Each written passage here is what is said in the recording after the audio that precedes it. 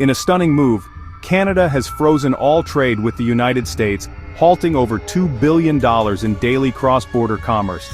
Prime Minister Justin Trudeau's government calls it a painful but necessary step to defend Canadian sovereignty and economic interests.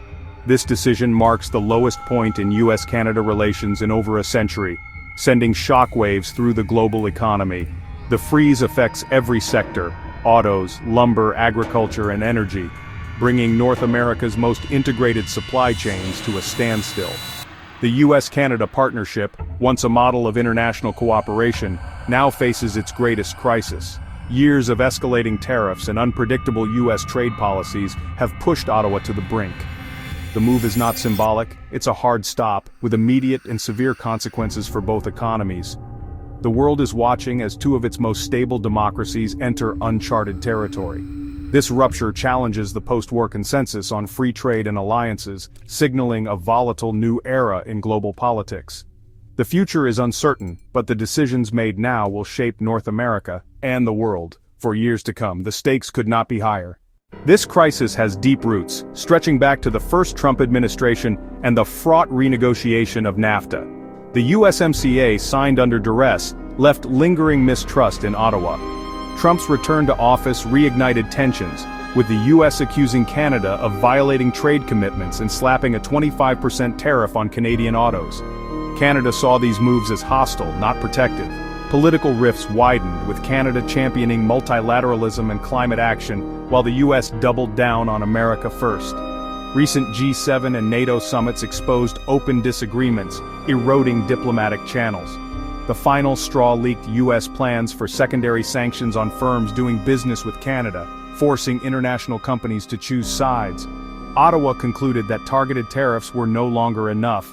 Only a total trade freeze could force a reset. Canada felt cornered, left with no other option. The immediate trigger was the US economic downturn and a wave of protectionist policies. Facing stagflation, the Trump administration imposed sweeping tariffs, especially on Canadian autos, blaming foreign imports for domestic woes. Ottawa saw this as scapegoating and a threat to its own stability. Environmental policy became another flashpoint, with the US abandoning the Paris Agreement and threatening carbon tariffs on Canadian goods. The US repeatedly invoked national security to justify tariffs, even on close allies like Canada. With dispute mechanisms ignored and treaties disregarded, Canada saw no rules-based path forward. Trudeau's government framed the freeze as a defense of sovereignty, refusing to be treated as a vassal state. The hope that mutual economic pain would force Washington back to the table in good faith. It's a high-stakes gamble, but Ottawa believes the long-term cost of submission would be even greater. Canada is betting everything on this unprecedented shutdown. The world waits to see who blinks first. The stakes are enormous. The trade freeze is hitting businesses and workers on both sides of the border, fast. Auto plants in Michigan, Ohio, and Ontario are shutting down, unable to get essential parts. Layoffs are mounting, with small suppliers facing ruin as orders vanish overnight. Consumers will soon see higher prices and empty shelves, as cross-border food and goods dry up. Canada supplies much of America's beef, pork, and produce. US shoppers will feel the pinch, while Canadians face shortages of US fruits and vegetables. Lumber, electronics, and other goods with cross-border components are spiking in price, fueling inflation. The energy sector is on edge. US refineries depend on Canadian oil, and any disruption could send gas prices soaring. Both economies face sharp GDP contractions, with Canada at risk of recession and US border states bracing for massive job losses. Stock markets have plunged, erasing billions and signaling deep investor anxiety. The pain is immediate, and the fallout is just beginning. The economic ties that once bound North America are unraveling. Main Street is on the front lines of this crisis. In Ottawa, Prime Minister Trudeau defended the freeze as a last resort to protect Canada's interests. A partnership cannot be one way, he declared. We demand respect and a return to predictable rules. President Trump, meanwhile, called the move a stab in the back, vowing severe consequences and further retaliation. We don't need their trade. We'll bring those jobs home, Trump insisted, offering no diplomatic off-ramp.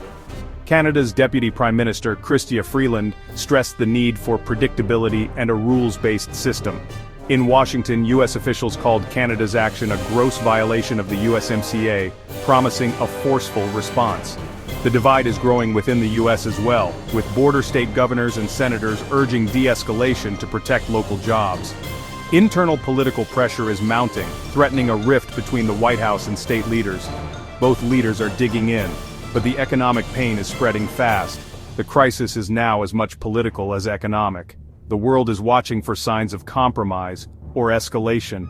The next moves could define the future of North American relations. The stakes have never been higher.